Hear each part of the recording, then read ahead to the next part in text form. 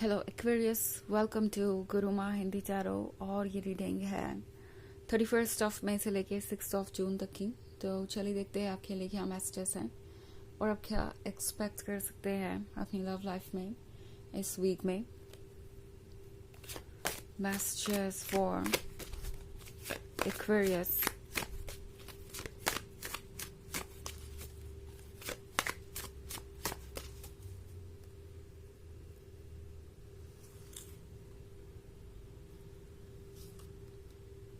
The Lord of Shadows, Three of Wands, Knight of Wands, King of Items,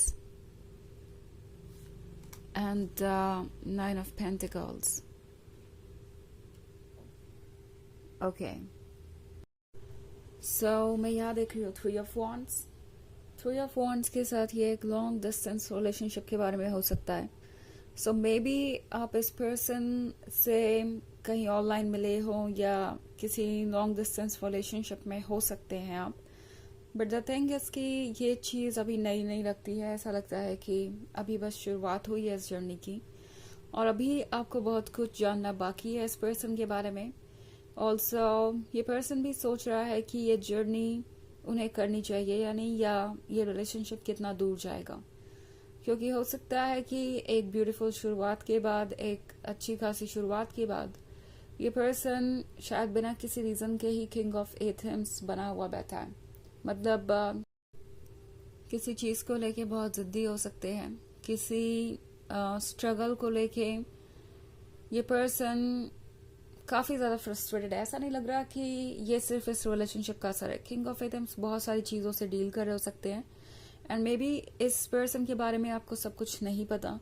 background में बहुत सारी ऐसी चीजें हो सकती है इनके लाइफ में फिलहाल जो इन्हें काफी परेशान कर रही है और ये पर्सन हर चीज का फ्रस्ट्रेशन इस रिलेशनशिप पर अप्लाई कर रहा है एंड वो फ्रस्ट्रेशन इस रिलेशनशिप को और कॉम्प्लिकेटेड बना रहा है।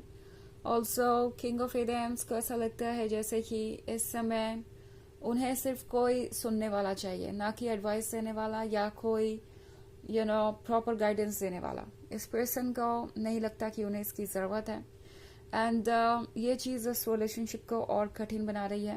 ये पर्सन आपका पर्सपेक्टिव सुनना नहीं चाहेगा या सुन के भी हो सकता है इग्नोर कर दें।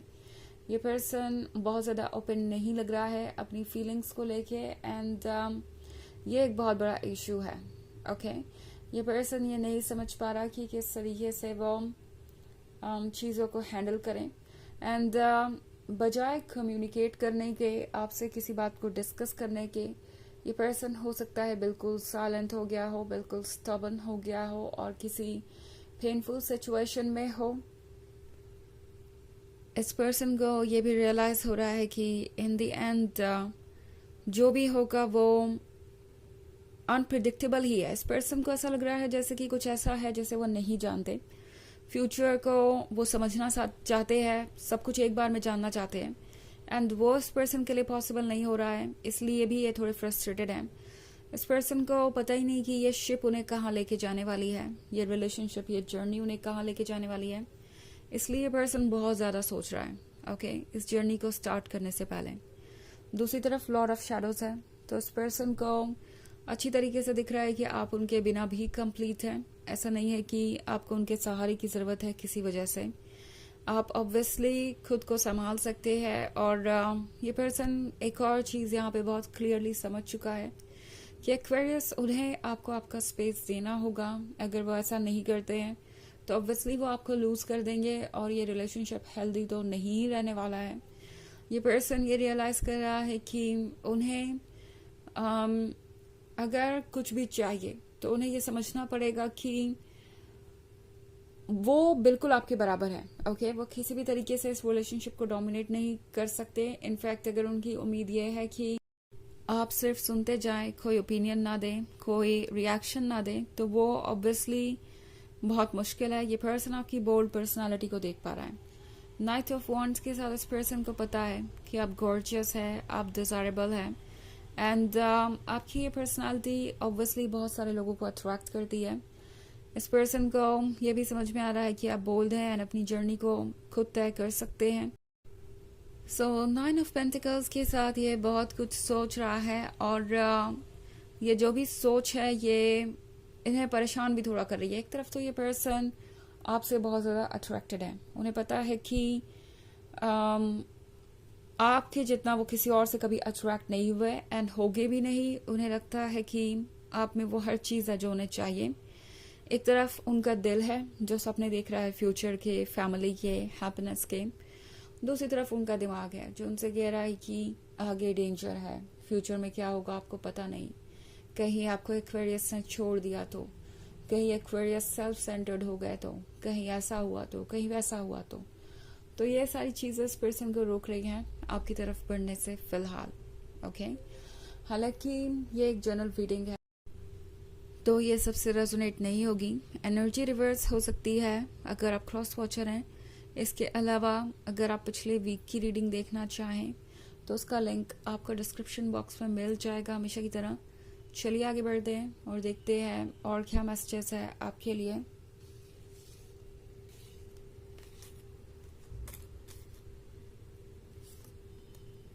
Eight of Chalices, the Star, the Earth Mother, 10 of Adams, and the Ace of Adams. Okay.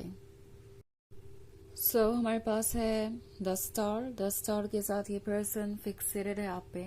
इस वक्त इनकी जो जर्नी है वो काफ़ी टफ हो सकती है, बिकॉज यहाँ अंधेरा है या नाइट है, और इस अंधेरे में कोई अच्छी चीज़ है तो वो बस आप ही है। कोई रोशनी का सोर्स है तो वो बस आप ही हैं। एंड इस पर्सन को लगता है जैसे कि अगर आप उनके लाइफ से दूर गए तो उनके लाइफ में और कुछ इंटरेस्टिंग होगा नहीं।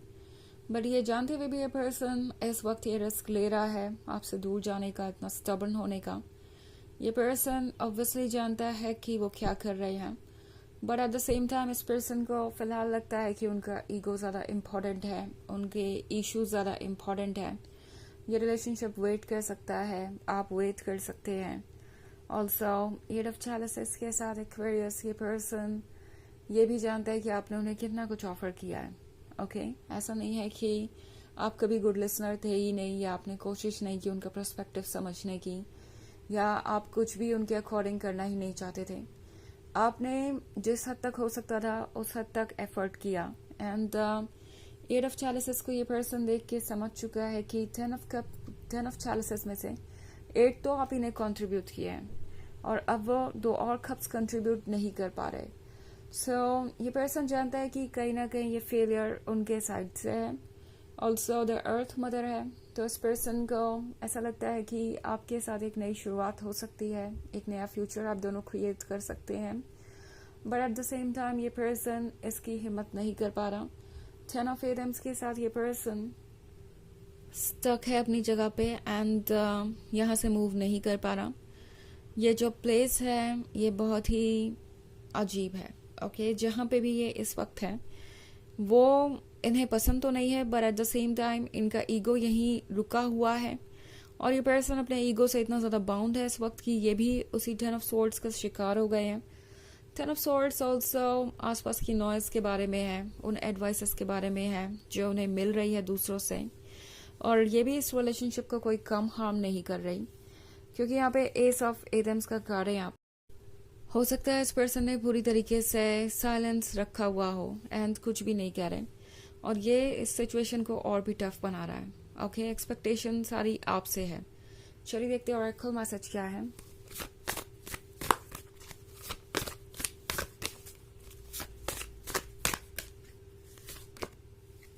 यू आर सेक्रेड, तो ये कार्ड आपसे कह रहा है कि आप सेक्रेड हैं। आप ऑब्वियसली वैसे ही लव्ड है जैसा कि आप चाहते हैं। ये अलग बात है कि ये पर्सन आपको शो नहीं करना चाहता अपनी फीलिंग्स, बट ये भी फेज ओवर हो जाएगा और जल्दी ही आप इस लव को महसूस कर पाएंगे जिसके आप हकदार हैं।